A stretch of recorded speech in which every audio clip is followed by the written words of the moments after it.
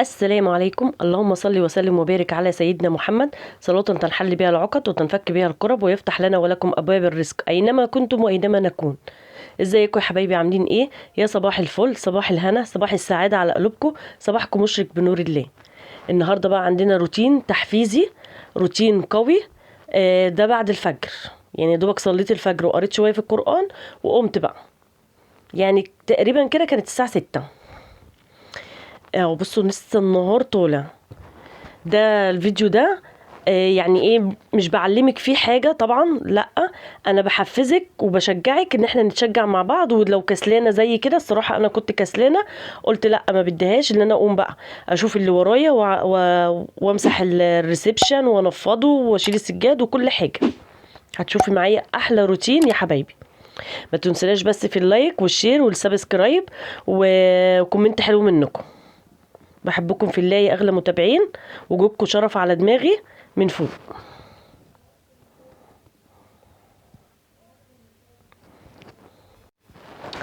بصوا يا حبايبي، انا هشيل السجاد كله وهلمع الانتريه كله وانفضه وكل حاجه. خلي عندك نشاط كده واستعان بالله. استعيني كده بالله كده واستغفري وقومي شوفي شغلانتك.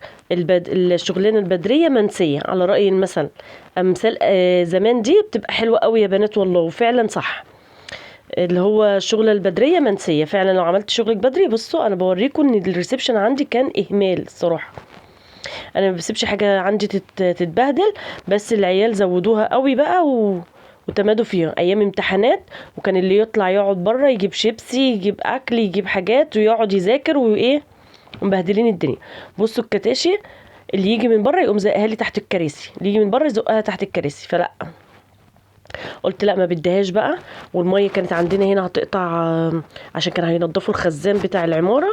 فقلت لا، من بدري بقى كانت هتقطع الساعه 9. بتقطع ساعتين كده وبترجع تاني. قلت لا بديهاش بقى، بدل ما هنام واكسل واقوم بعد الظهر وابقى مصدعه، لا اقوم كده ابقى نشيطه كده. اشرب لي كوبايه قهوه، وفعلا عملت كوبايه قهوه وقمت بقى. قلت ما بديهاش، اشيل بقى الحاجه واعمل شغلتي بدري بدري. بصوا شلت السجاد كله ونفضت المفارش.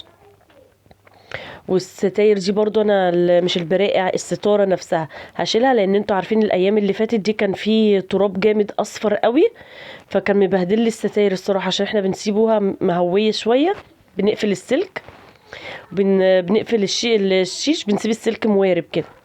فطبعا التراب كان مبهدل الدنيا. ربنا يعيننا يا رب ويعينكم كل واحده على بيتها وعيالها. حبايبي انتوا زي الفل، وبتقدري تعملي كل حاجة.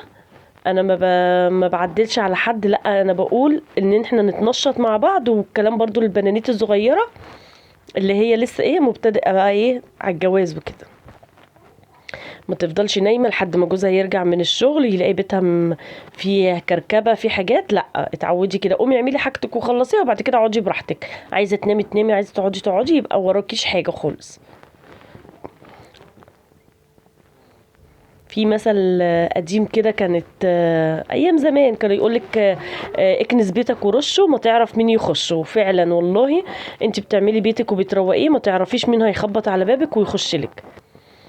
لما يخبط على بابك ويخش لك حد، يلاقي بيتك مترتب وجميل وعندك لقمة تقدميها له، احسن ما يلاقي البيت متكركب وما عندكيش اي حاجة. حبايبي بحبكم في الله. استغفروا كده واستعينوا بالله وصلوا على الرسول. اللهم صل وسلم وبارك عليك يا رسول الله. بصوا هنا انا كنت مشغله من ساعه الفجر بقى، صلاه الفجر ومش عارفه ايه والقران، لحد بقى الساعه 6. الصراحه حبيت ان انا اجيب الاذاعه اللي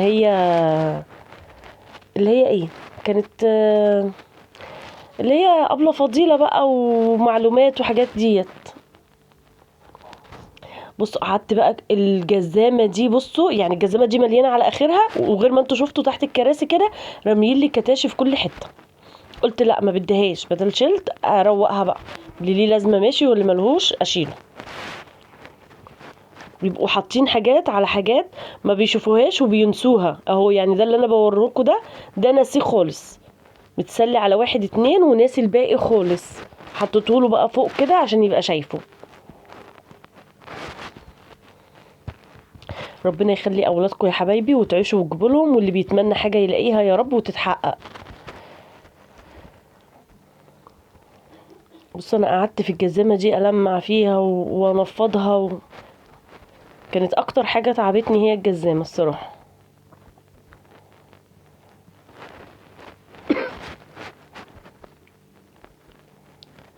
بصي تفضلي بقى تشيلي وترصي بقى فردتين جنب فردتين. دايما لازما عيالي يعملوا لي كده حاجه كده، مره الكتاشي، مره يلخبطوا لي الركنه، فيعني لازم، مفيش غنى عنهم. ربنا يخلي كل عيل في بيته يجري ويلعب في بيته احسن ما يجري وتجري وراه انت في المستشفيات وكده. لا، يجري ويتهنى ويلعب في بيته احسن 100 مرة.